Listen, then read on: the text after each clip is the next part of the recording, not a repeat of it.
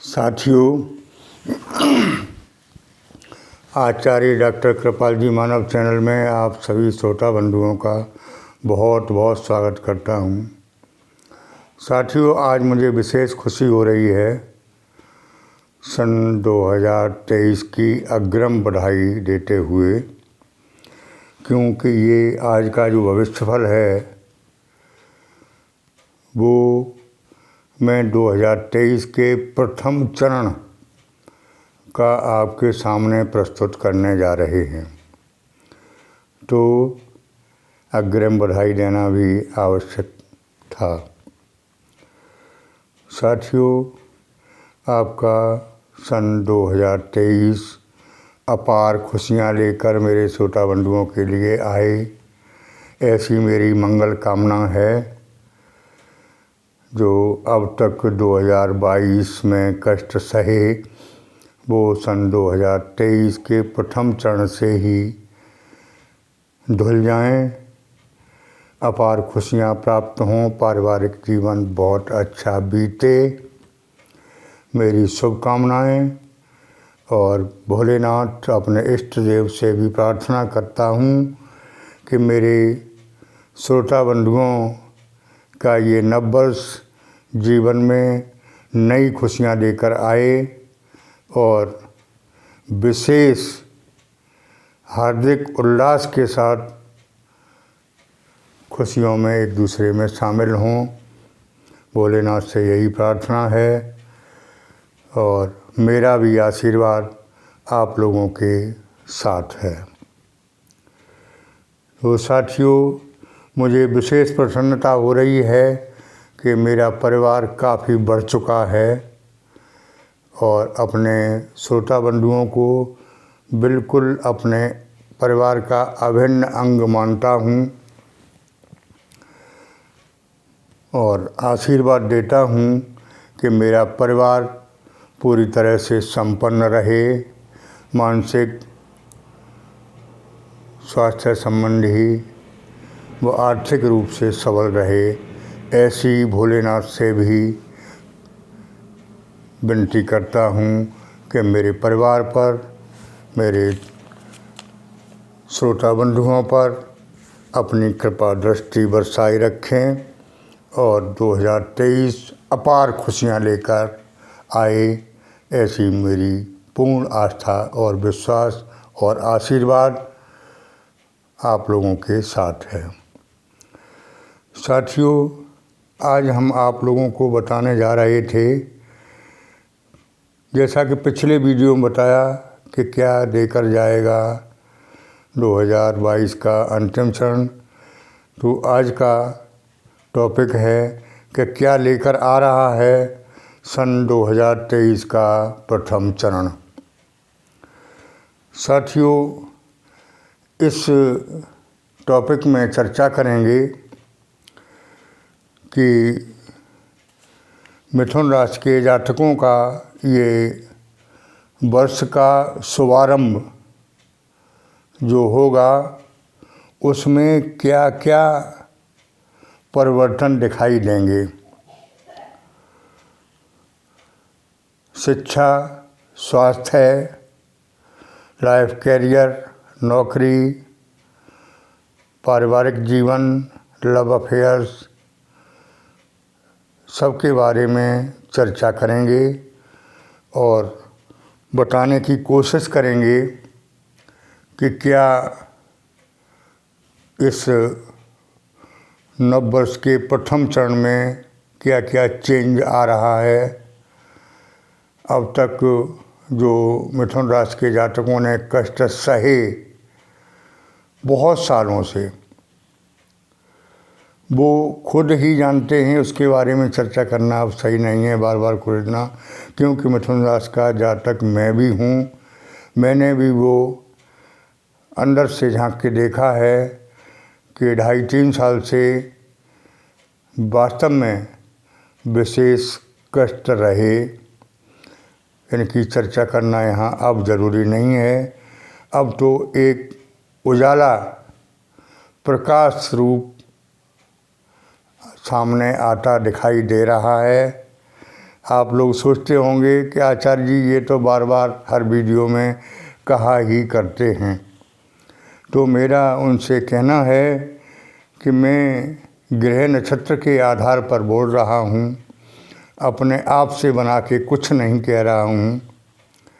साथियों, नवग्रह होते हैं और ये नवग्रह परिवर्तित होते रहते हैं। इनका असर हमारी लाइफ में ज़रूर ही पड़ता है, ऐसा हम पिछले सालों से देख रहे हैं, उससे सिद्ध भी हो चुका है।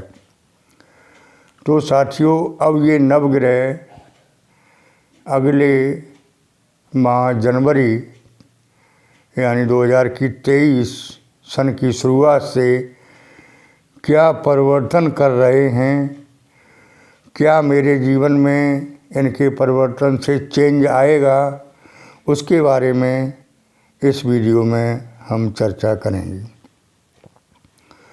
साथियों, पहले थोड़ी दृष्टि डालते हैं ग्रह गोचर के चेंज के लिए। तो देखते हैं 12वें ग्रह में मंगल देव बैठे हैं, 11वें घर में राहुल देव हैं, 10वें में देवगुरु बृहस्पति और सूर्य और बुध 7वें स्थान में हैं।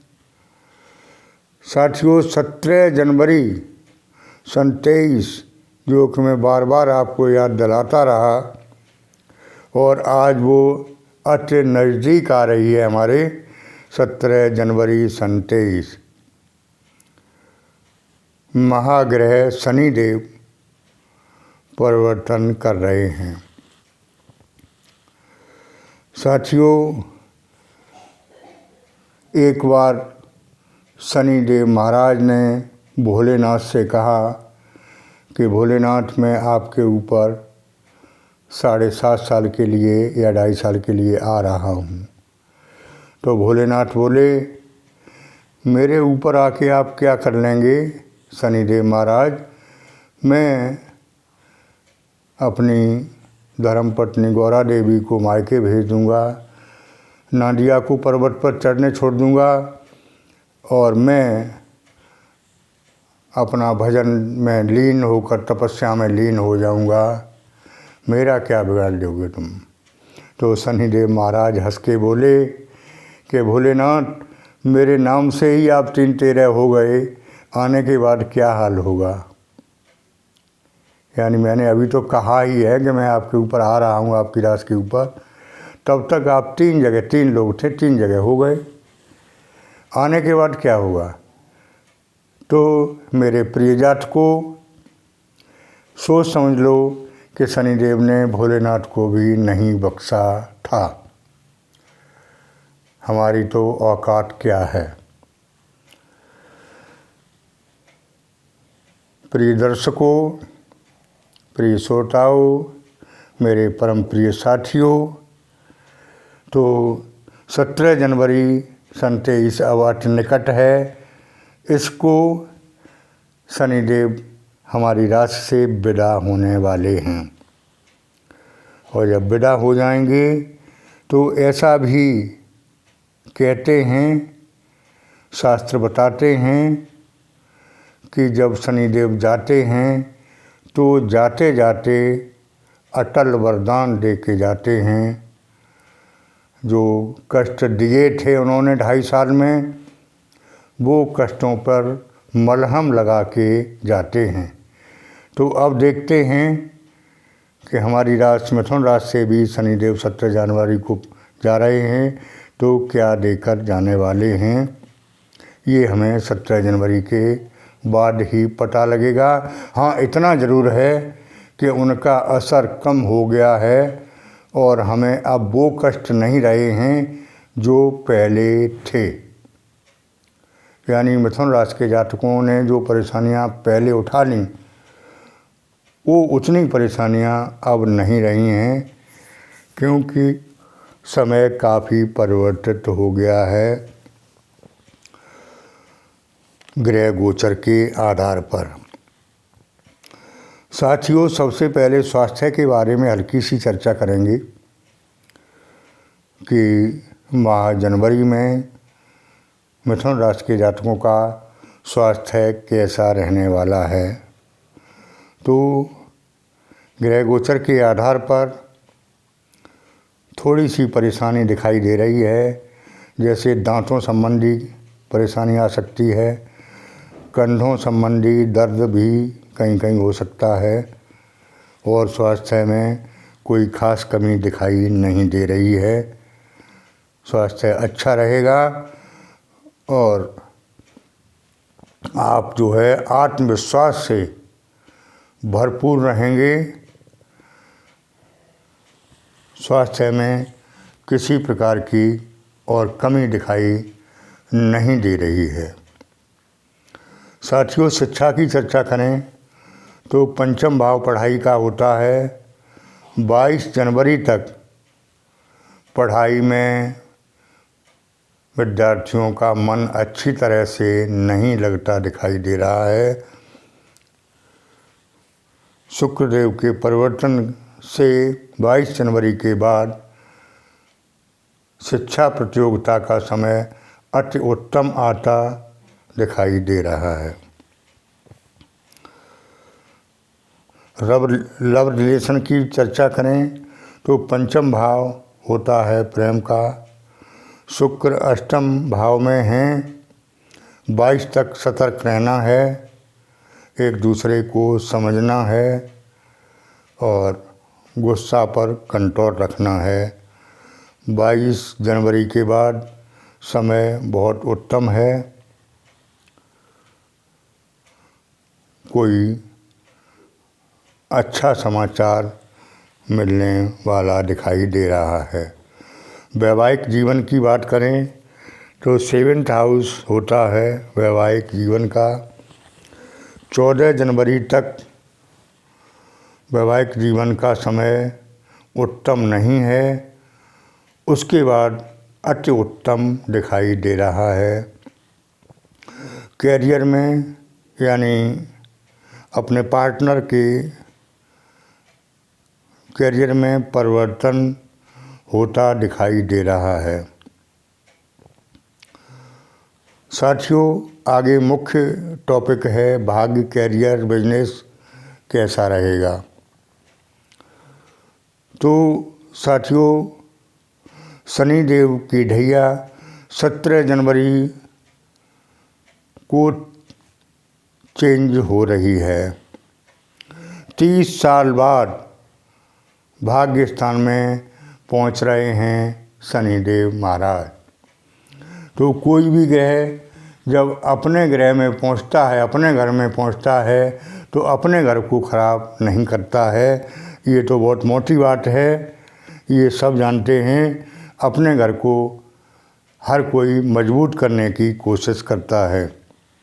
तो साथियों, 30 साल बाद यानी 30 ईयर के बाद ये चेंज हो रहा है, तो क्यों न हमें प्रसन्नता होनी चाहिए कि जो शनिदेव आज तक मुझे कष्ट देते रहे, रुलाते रहे, क्या क्या नहीं कष्ट दिया, वो अब भाग्य स्थान में पहुंचकर अपने घर को मजबूत कर रहे हैं 17 जनवरी के बाद, और वो खुशियां देंगे जो मुझे 30 साल से नहीं मिली थीं।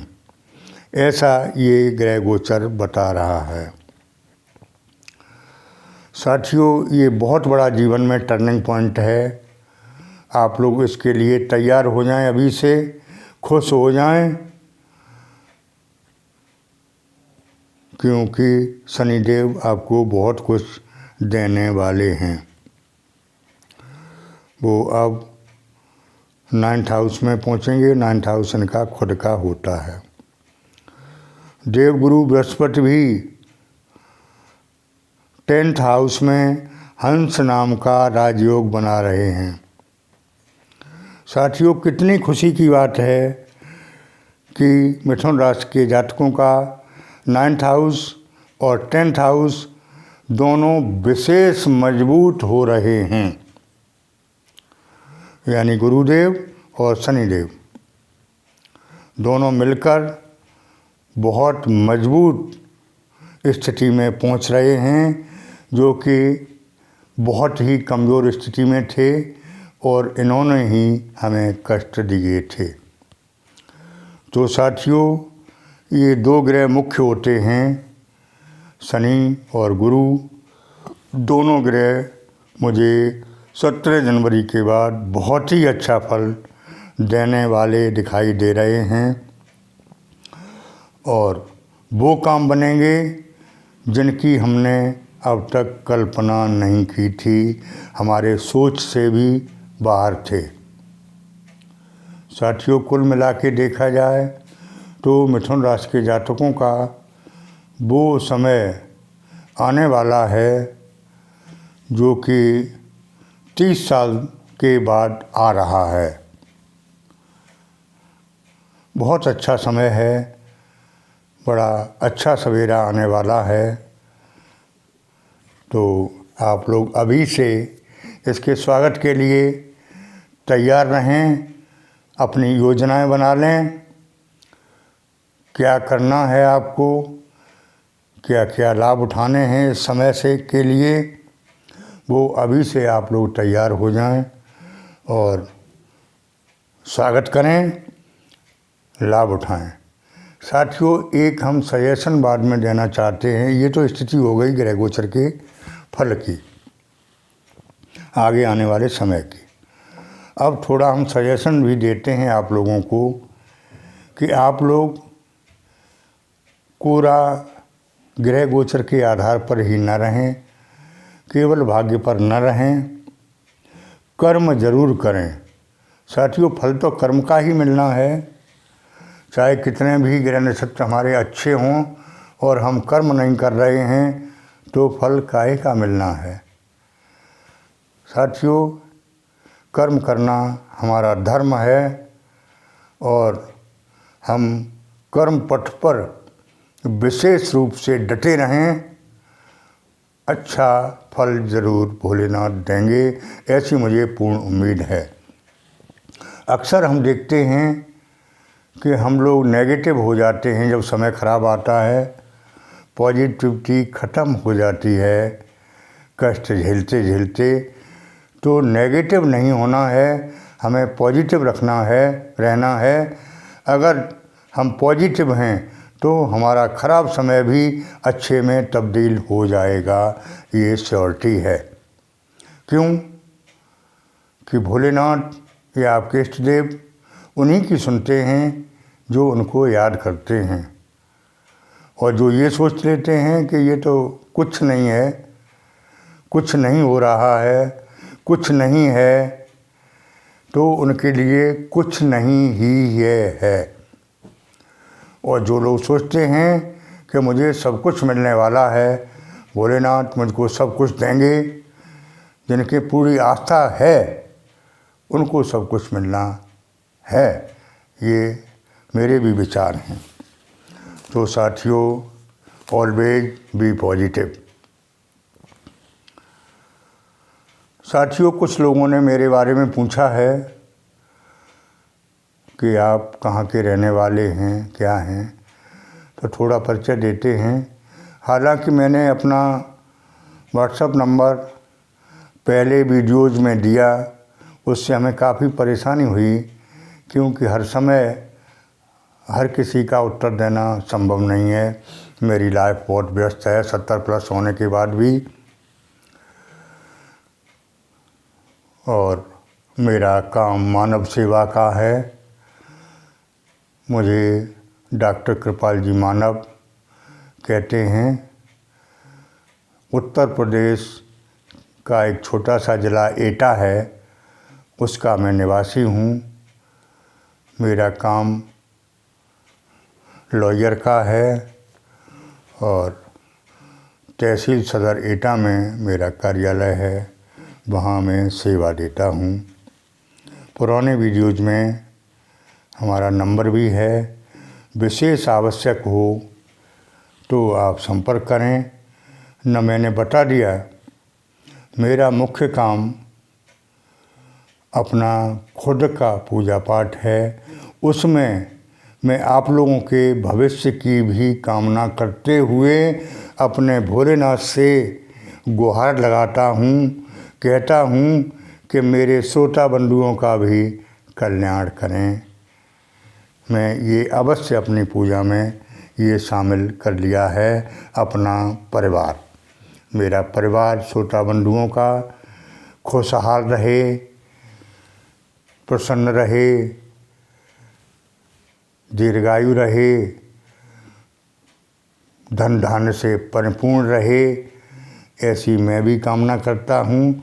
और अपने इष्ट भोलेनाथ से भी कहता हूँ कि मेरे इस नवीन बृहद बहुत बड़े परिवार का अवश्य ही कल्याण करें, अवश्य ही ध्यान रखें।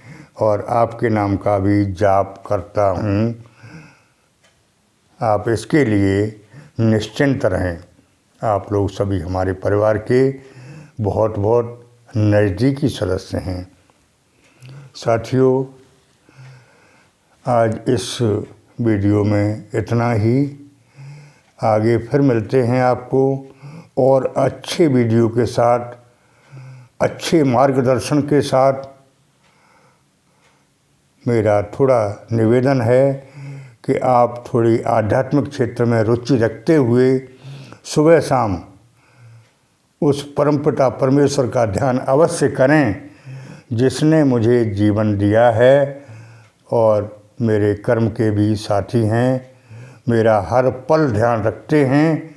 तो सुबह और शाम उनका ध्यान, स्मरण, पूजा पाठ करें और उनसे निवेदन करें कि प्रभु, मेरी जीवन नैया आपके हाथ है।